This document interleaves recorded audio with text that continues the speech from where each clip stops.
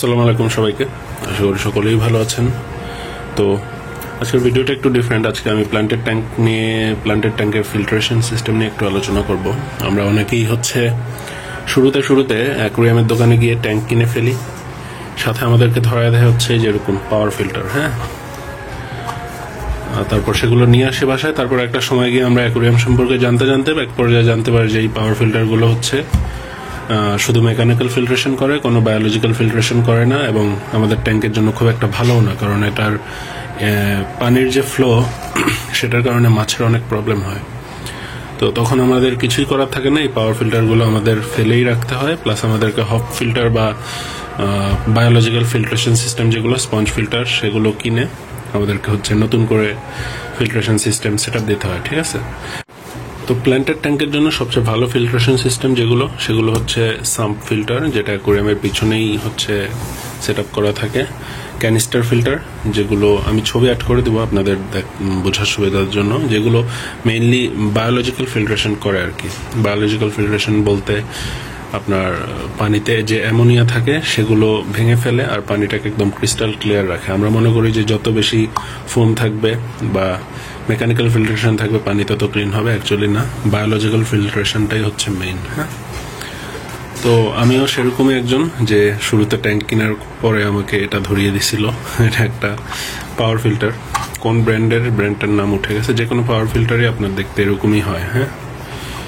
তো আমি সেই পাওয়ার ফিল্টারটাকে কোনো হপ ফিল্টার বা ক্যানিস্টার ফিল্টার নতুন করে না কিনে, অথবা ট্যাঙ্ক পুরোপুরি সাম ফিল্টার যুক্ত ট্যাঙ্ক না কিনে, আমি পাওয়ার ফিল্টারটাকেই যতটুকু পারা যায় বায়োলজিক্যাল ফিল্টারে কনভার্ট করার ট্রাই করেছি। সেটাই আপনাদেরকে দেখাবো যে আপনারাও এটা কিভাবে করতে পারেন।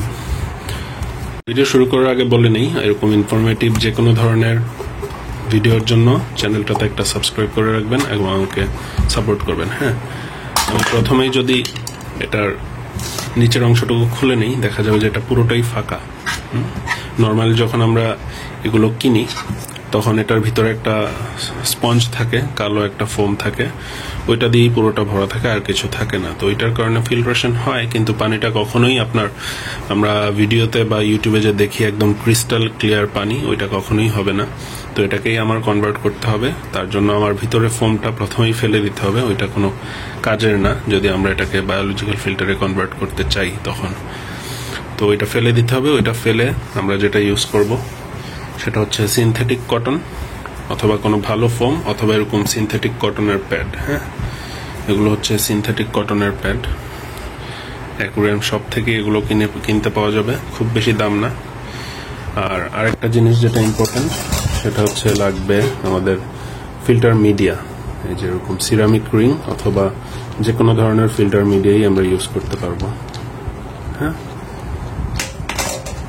তো প্রথমে যেটা করতে হবে, এইটার যে মাপটা, এই মাপে আমার এই ফোমটাকে কেটে নিতে হবে। এখানে মাপ দিয়ে ফোমটা কেটে নিয়ে কতটুকু ফিল আপ করবো, এই যে এখানে যে ফুটাগুলো আছে, এই ফুটার এতটুকু যেন আমাদের এই সিনথেটিক কটনটা দিয়ে ফিল আপ হয়ে যায়। এতটুকু পর্যন্ত আমরা ফিল আপ করে নেব শুরুতেই। তারপরে উপরের যে অংশটুকু, সেটুকুতে আমরা দেব সিরামিক মিডিয়া, বায়োমিডিয়া, মানে সিরামিক রিং যেগুলো, বায়োমিডিয়া দিয়ে উপর অংশটুকু ফিল আপ করে দেব। তার কারণ যেটা হবে, প্রথমেই পানি এদিক দিয়ে ঢুকে আমাদের যে সিনথেটিক কটন আছে সেটাতে প্রথমেই মেকানিক্যাল ফিল্ট্রেশন হবে। তারপরে এটার উপরে যে আমাদের সিরামিক রিং থাকবে বা যে কোনো বায়োমিডিয়া থাকবে, সেটার মধ্যে বায়োলজিক্যাল ফিল্ট্রেশন হয়ে তারপরে আমাদের এই পাওয়ার হেড দিয়ে পানিটা বেরোয় আসবে। আর পাওয়ার হেডের যে ফ্লো, এটা কমানোরও একটা টেকনিক আছে, সেটা আমি শেষে বলে দিচ্ছি। তো প্রথমে আমি এটা কেটে নিই, কেটে তারপর আপনাদেরকে এটা দেখাচ্ছি। আমি এক হাতে ভিডিও করা যাচ্ছে না, যার কারণে আমার কেটে তারপর দেখাতে হবে। তো এই যে আমি ছোট ছোট টুকরা করে নিছি এটার মাপ মতো। অলরেডি আমি ভিতরে 2 টুকরা দিয়েছি এবং আরো 2 টুকরা আমার দিতে হবে, যার কারণে আমার এই পুরোটা মানে এই গ্যাপটা ফিল হবে। তো এখন আমাকে এগুলো ভিতরে দিয়ে দিতে হবে একটা করে।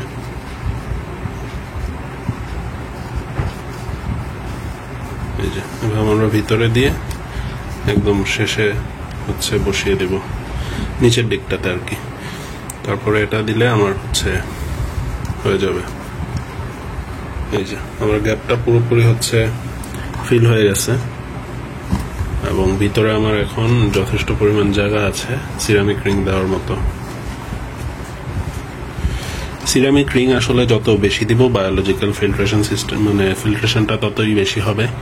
এখন আমার এটা যেহেতু আমি কনভার্ট করতেছি সেহেতু এটা তো অতটা জায়গাও থাকবে না। নর্মালি অন্যান্য বায়োলজিক্যাল ফিল্টার যেমন হপ ফিল্টারেও মোটামুটি এতটুকুই জায়গা থাকে, আর বেশি থাকে না।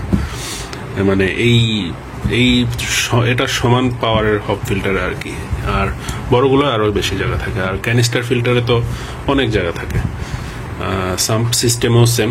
তো এখন আমার এই গ্যাপটা হচ্ছে ফিল আপ করতে হবে। যে সিরামিক রিংগুলো আমার আছে সেগুলো দিয়ে আমি খুব ভালো মতো এটা ফোমটাকে হচ্ছে চেপে বসিয়ে নিব, কারণ ফোম যখন ভিজবে তখন এটা আর একটু নিচের দিকে চলে যাবে। হ্যাঁ, তখন আমি যেটা করব যে আমার সিরামিক রিংগুলো আছে, সিরামিক রিংগুলো হচ্ছে এটার উপরে দিয়ে দিব, ফোমটার উপরে যতটুকু দেওয়া যায়, যতটুকু এটার মধ্যে আর কি ধরবে ততটুকুই আমাকে দিয়ে দিতে হবে।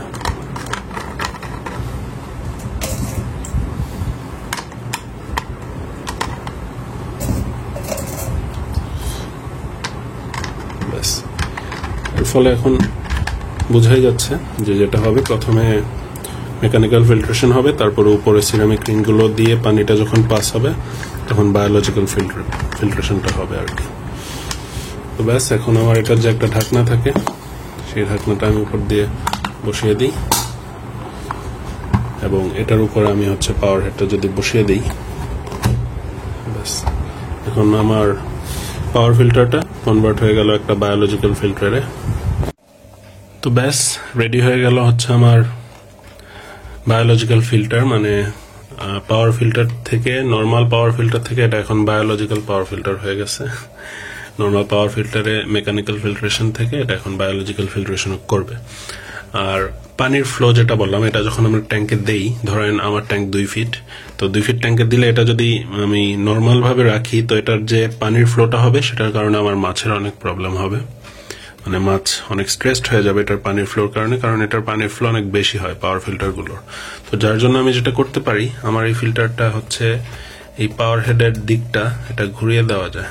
হ্যাঁ, এই যে এটা এই অংশটা ঘুরিয়ে দেওয়া যায়, এই মাঝখানের অংশটা এই যে পুরোপুরি ঘুরিয়ে দেওয়া যায়। তো আমি যখন এটা ট্যাঙ্কে সেট করব, আমি চেষ্টা করব এটাকে এভাবে ঘুরিয়ে লাগাতে, একটা কর্নারে লাগাবো, এইদিকে গ্লাসের দিকে যেন মুখটা থাকে। তো গ্লাসের দিকে মুখ থাকলে কি হবে, পানিটা বেরিয়ে গ্লাসে বাড়ি খাবে এবং বাড়ি খেয়ে ফ্লোটা অনেকটা কমিয়ে দিবে। অথবা আমি যেটা করতে পারি, এটাকে নর্মালি রাখবো, আমি যেটা করেছি আর কি, আমি আগে গ্লাসের দিকে মুখ করে রাখতাম, এখন আমি একটু গ্লাসের থেকে দূরত্বটা বাড়ানোর জন্য আমি অন্য একটা পন্থা অবলম্বন করি। এই যে নর্মালি এরকম থাকে, আমি এরকম একটা এল বানিয়ে নিয়েছি পাইপ দিয়ে। তো এই এলটাকে আমি হচ্ছে এটার মুখে লাগিয়ে দিই, এই যে। তো এলটাকে যখন আমি লাগিয়ে দিই তখন এই ফ্লোটা হচ্ছে এদিকে চলে যায়, গ্লাসের দিকে চলে যায় এবং আমার মাছের কোনো প্রবলেম হয় না। এটাকে আমি ঘুরিয়ে হচ্ছে উপর দিকে বা নিচের দিকেও করতে পারি, নিচের দিকে নর্মালি করার দরকার হয় না, হালকা উপর দিকে করা যায়, তো এইভাবেও রাখা যায়। তো এটা দিয়ে আমি হচ্ছে আমার পানির ডিরেকশনটা চেঞ্জ করতে পারি যখন যেদিকে মন চায়। হ্যাঁ, এটা আপনাদের জন্য করা ইজি হবে কিনা জানি না, নর্মালি পাইপ দিয়ে সুপার গ্লু দিয়েই করা যায়। আর এভাবে যদি এটা করতে সমস্যা হয় তাহলে এই হেডটাকে হচ্ছে গ্লাসের দিকে ঘুরিয়ে রাখতে তারপর লাগাতে হবে। হ্যাঁ, আমি ট্যাঙ্কে লাগিয়ে তারপর আপনাদেরকে দেখাচ্ছি কিরকম হয় দেখতে। তো এই হলো আমার পাওয়ার ফিল্টারটা ট্যাঙ্কে অ্যাড করার পরে। এখানে দেখতে পাচ্ছেন যে পানিটা গ্লাসের দিকে ফ্লো হইতেছে, গ্লাসের দিকে ফ্লো হওয়ার কারণে আমার মাছের কোনো প্রবলেম হইতেছে না, পানির ফ্লোটা পুরো ট্যাঙ্কে ইফেক্ট ফেলতেছে না। হ্যাঁ, যতটুকু ফিল্ট্রেশন সিস্টেম দরকার অতটুকু ফিল্টার করবে এবং ট্যাঙ্কে কোনো প্রভাব ফেলবে না।